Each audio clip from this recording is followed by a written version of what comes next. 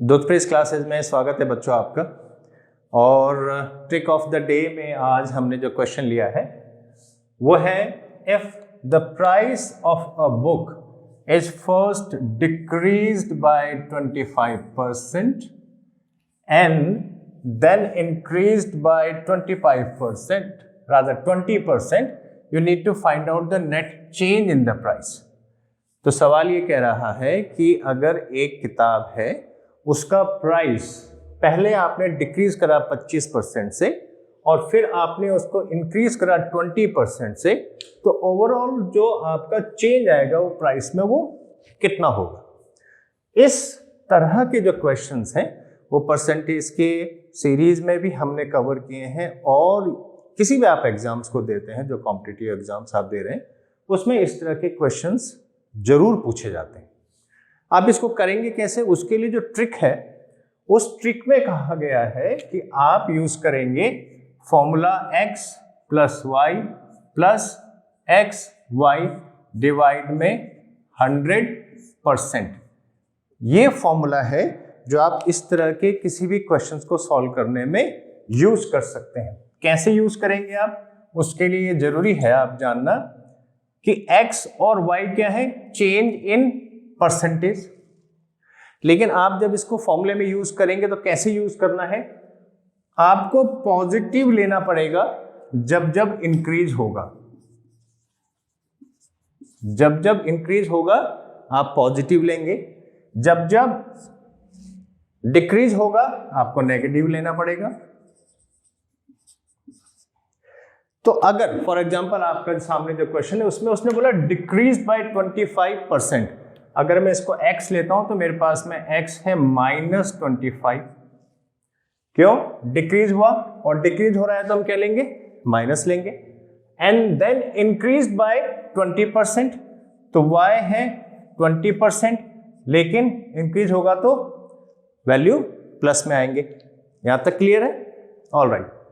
अब आपका जो आउटपुट आएगा, हमने कहा आउटपुट बेसिकली आपका नेट चेंज आएगा। जो नेट चेंज में आउटपुट आएगा अगर वो प्लस आता है तो मतलब इंक्रीज हुआ होगा, अगर वो माइनस में आता है तो डिक्रीज हुआ होगा। कहां कहां यूज कर पाएंगे आप इसको, फॉर एग्जांपल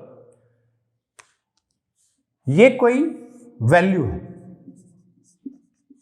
अब इस वैल्यू में आपका किसी बुक का प्राइस आ सकता है, आपकी सैलरी हो सकती है, कोई भी एक वैल्यू है। इस वैल्यू में अगर ये कहा जाए कि पहले कुछ परसेंटेज इंक्रीज होती है वैल्यू, उसके बाद फर्दर इंक्रीज होती है, तो हमारा फॉर्मूला कहता है दो वैल्यू के लिए हम इसको यूज कर रहे हैं। तो पहले इंक्रीज होती है फिर दोबारा से इंक्रीज होती है, वहां आप इस फॉर्मूले को यूज कर सकते हैं। इनकेस पहले इंक्रीज होती है उसके बाद में वैल्यू वहीं से डिक्रीज होती है तो भी आप इस फॉर्मूले को यूज कर सकते हैं। और या फिर वैल्यू डिक्रीज होती है और फर्दर डिक्रीज होती है, ये वैल्यू डिक्रीज होती है और फिर फर्दर डिक्रीज होती है किसी भी परसेंटेज से, या ये वैल्यू पहले डिक्रीज होती है फिर इंक्रीज होती है। चार ऑप्शंस आपके पास में यहाँ पे बन रहे हैं कि ये जो पर्टिकुलर वैल्यू है इसमें आपने कुछ परसेंटेज इंक्रीज किया, फिर फर्दर उसने कुछ और परसेंटेज इंक्रीज किया, या पहले कुछ परसेंटेज इंक्रीज होता है फिर डिक्रीज होता है, या डिक्रीज होता है फर्दर डिक्रीज होता है, या डिक्रीज होता है फिर इंक्रीज होगा। तो आप इसमें कोई भी सवाल आएगा जहां पे वैल्यू है और उसमें इस तरह से इंक्रीज या डिक्रीज हो रहा है, दो वैल्यू अगर आपके पास, एक इंक्रीज हो एक डिक्रीज हो, दोनों इंक्रीज हो दोनों डिक्रीज हो, या एक डिक्रीज है, हाँ ऑब्वियसली आपके पास दो ही ऑप्शन बचे, तो इंक्रीज होगा डिक्रीज होगा, या दोनों इंक्रीज होंगे या दोनों डिक्रीज होंगे, या पहले आपका डिक्रीज हो गया बाद में इंक्रीज हो गया, तो बात एक ही रहेगी, या तो इंक्रीज या डिक्रीज या इंक्रीज और डिक्रीज। वहां पे आप इस फॉर्मूले को यूज कर सकते हैं। कहां कहां पे और भी यूज हो सकता है, जैसे आपके पास में एरिया ऑफ रेक्टेंगल, तो area of rectangle is L into B. अगर आप कहें L में कुछ परसेंटेज चेंज आता है, B में कुछ परसेंटेज चेंज आता है, फाइनल एरिया में चेंज बताइए, आप इस फॉर्मूले को यूज कर सकते हैं। स्क्वायर है आपके पास में, अगर आपको कहा जाए स्क्वायर की साइड है, स्क्वायर के साइड में कुछ चेंज आता है क्योंकि स्क्वायर का एरिया भी तो साइड इंटू साइड होगा। तो यहाँ पे भी आपने कुछ चेंज किया, यहाँ पे भी आपने कुछ चेंज किया, तो एरिया में चेंज आया। तो कोई भी वैल्यू या फिर एरिया जहाँ पे एरिया दो वैल्यू पे बेस्ड होता है, आप इसको यूज कर सकते हैं। यूज कैसे करेंगे आप देखिए इस क्वेश्चन में, x plus Y plus X Y 100, यहाँ पे विजिबल है, यहाँ पे बना लें, ठीक है। देखिए x आपका -25, कितना सिंपल है। देखिए ये तो मैंने आपको एक्सप्लेन किया, इसके अलावा और भी एरियाज हो सकते हैं जहां पे आप इसको यूज कर सकते हैं। डिपेंड करेगा कि आपका जो आउटपुट है वो दो वैल्यू पे बेस्ड होगा, और जहां दोनों वैल्यू का चेंज इस आउटपुट पे नेट चेंज लाएंगे, राइट। इसको एक्चुअल में जब हम कर रहे हैं, हम यहां से स्टार्ट कर रहे हैं।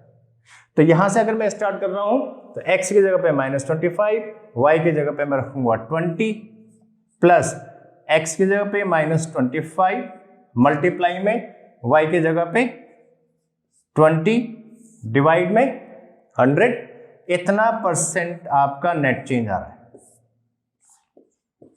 इतना परसेंट नेट चेंज आ रहा है। आप कैलकुलेट करेंगे, इसको कैलकुलेट करेंगे -5 आएगा।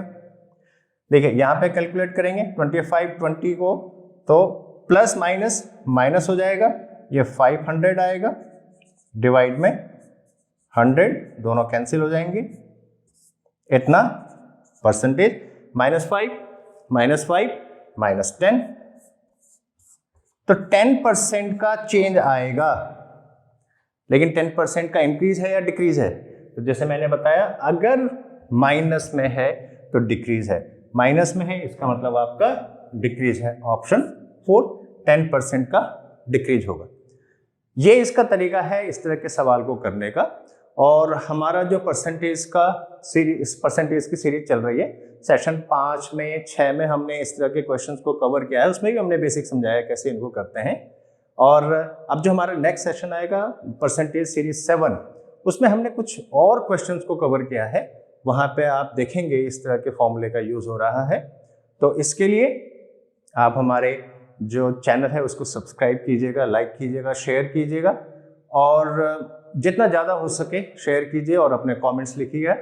मिलकर सीखेंगे, मजा आएगा। आपने चैनल को यहाँ तक देखा, रादर वीडियो को यहाँ तक देखा, चैनल को जरूर देखते रहिएगा। उसके लिए आपका धन्यवाद।